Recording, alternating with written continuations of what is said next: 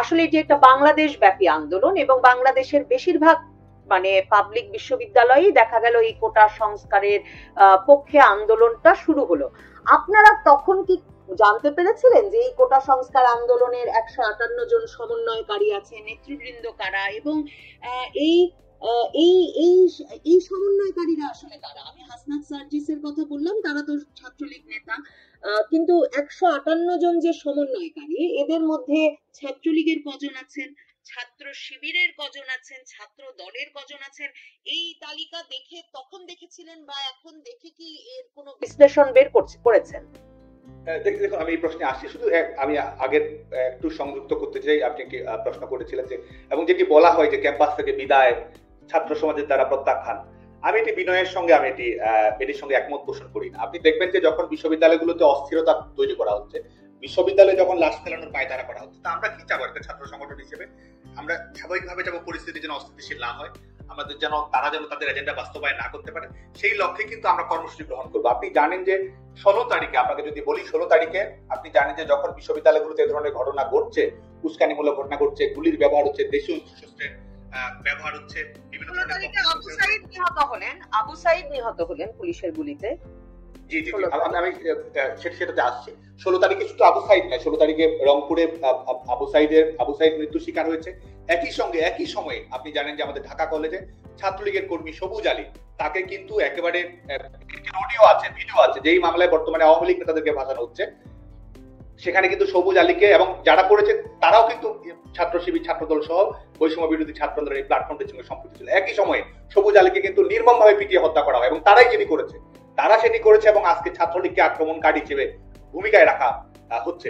এবং আমি যদি একটু শুধু সংযুক্ত করে আপনার কাছে সময় নিয়ে, সেটি হচ্ছে যে 16 তারিখে কিন্তু ইউজিসি, ইউনিভার্সিটি গ্রান্টস কমিশন, আপনি জানেন যে একটা নির্দেশনা দেয় যে যাতে করে বিশ্ববিদ্যালয়ের সকল বিশ্ববিদ্যালয় বন্ধ এবং আবাসিক হলগুলো বন্ধ করার কিন্তু সিদ্ধান্ত গ্রহণ করা হয়।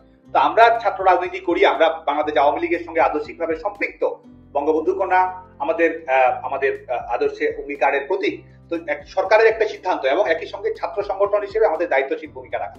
আমরা কিন্তু সেদিন থেকে 16 তারিখ থেকেই বাংলাদেশের সকল শিক্ষা প্রতিষ্ঠানের ছেলে মেয়েদেরকে, বিশেষ করে ছাত্রলীগের সঙ্গে যারা সম্পৃক্ত, তাদেরকে আবাসিক হল ছেড়ে দেওয়ার জন্য অনুরোধ করি।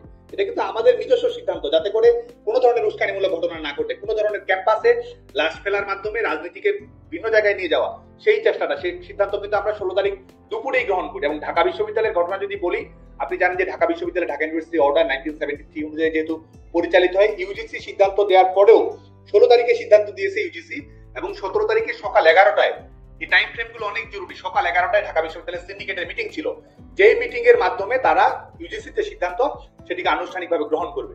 তো 17 তারিখ ভোরবেলা, বিশেষ করে সকালবেলা, যখন ছাত্রলীগের নেতাকর্মীদের উপর আক্রমণ পরিচালনা করা হলো, এবং এটি হচ্ছে বেশিরভাগ বহিরাগত ছাত্রদল, ছাত্র শিবিরের যে সশস্ত্র ক্যাডার ছিল তারা করেছে, এবং সেই সময় ছাত্রলীগের সাংগঠনিক শক্তি শক্তিশালী ছিল। আমরা যদি চাইতাম আমরা মুখোমুখি মোকাবেলা করবো, আমাদের ছাত্রলীগের সেই ক্যাপাসিটি ছিল এবং এখনো রয়েছে, কিন্তু আমরা সেটি করিনি। কারণ সেটি করতে গেলে যেটি হতো যে সেই সহিংসতার সংখ্যা এবং তাদের যে কিলিং মিশন রয়েছে বিশ্ববিদ্যালয়ের অভ্যন্তরে সেটি বাস্তবায়ন হওয়ার সংখ্যা, তো স্বাভাবিকভাবে আমরা কেন সেই পাতা ফাঁদে পা দেবো?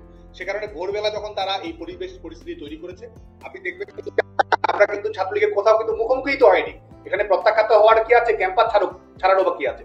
ছাত্রলীগ যেহেতু কিছুক্ষণ অলরেডি ইউজিসি সিদ্ধান্ত নিয়েছে, কিছুক্ষণ পরে ঢাকা বিশ্ববিদ্যালয়ের সিন্ডিকেট কমিটির মিটিং এর মাধ্যমে বিশ্ববিদ্যালয় বন্ধের সিদ্ধান্ত, তো আমরা কেন তাদের এই ধরনের ষড়যন্ত্রমূলক ফাঁদে আমরা পা দেবো? সে কারণে কিন্তু আমরা বিশ্ববিদ্যালয়ের অঙ্গনটি ত্যাগ করি। এবং শুধু তাই নয়, আপনি দেখবেন যে আজকে আওয়ামী লীগের সভাপতি প্রধানমন্ত্রী বঙ্গবন্ধু কন্যা শেখ হাসিনা, তিনি কিন্তু তার বিবৃতিতে বলেছেন, এবং এটি প্রমাণ করে যে সংগঠন হিসেবে ছাত্রলীগ, আওয়ামী লীগ এবং একই সঙ্গে সরকার, তারা দায়িত্বশীল ভূমিকা পালন করার চেষ্টা করছে, সিদ্ধান্ত গ্রহণ করার চেষ্টা করেছে আন্তরিকতা রেখে, যাতে করে এই ধরনের ঘটনাগুলো না ঘটে। কিন্তু 17 তারিখে আপনি দেখবেন যে তারপরে সকাল 11টার আগেই, এই সকালবেলা থেকেই ছাত্রলীগের প্রত্যেকটি নেতাকর্মীর ঢাকা বিশ্ববিদ্যালয়ের তদন্ত কমিটির রিপোর্ট অনুযায়ী সেখানে কমপক্ষে 500 থেকে 600 রুম একেবারে কিন্তু তছনছ করে দেওয়া হয়েছে, ভাঙচুর করা হয়েছে। ছাত্রলীগের কর্মী শুধু না, একটি রুমে তো ছাত্রলীগের কর্মী থাকে না, সেখানে সাধারণ শিক্ষার্থীও থাকে, অন্য প্রগতিশীল সংগঠনের কর্মীও থাকতে পারে, তাদের সার্টিফিকেট পুড়িয়ে দেওয়া হয়েছে, বই পুড়িয়ে দেওয়া হয়েছে। এবং আপনি দেখুন 16 তারিখ বলছেন, আপনি দেখুন যে ঢাকা বিশ্ববিদ্যালয়ের রোকেয়া হলে 16 তারিখ রাতের বেলা আমাদের মেয়েদের উপর কিভাবে অমানবিক নির্যাতন চালানো হলো, অথচ হলের অভ্যন্তরে কি কোনো ঘটনা ঘটেছিল? কোনো হামলার ঘটনা, কোনো ধরনের অপ্রীতিকর ঘটনা ঘটেনি। তো একই দিনে 17 তারিখ সকালবেলা ইডেন কলেজ, আমাদের বদরুন্নেসা কলেজে মেয়েদের উপরে কিভাবে নারকীয় নির্যাতন নিষ্পেষণ চালানো হলো, এবং সেটি সাধারণ শিক্ষার্থী নামক এক ধরনের কৃত্রিম টার্ম ব্যবহার করে, পরে দেখা গেল যে সবাই ঘটনাচক্রে ছাত্র শিবির কিংবা ইসলামী ছাত্র সংস্থার সঙ্গে সম্পৃক্ত রয়েছে এবং তারা কিন্তু এই ঘটনাগুলো ঘটিয়েছে, ছাত্র জনতার উপর তারা দায় চাপিয়ে দিয়েছে এবং সেটির মাধ্যমে একটি বৈধতা আদায় করার চেষ্টা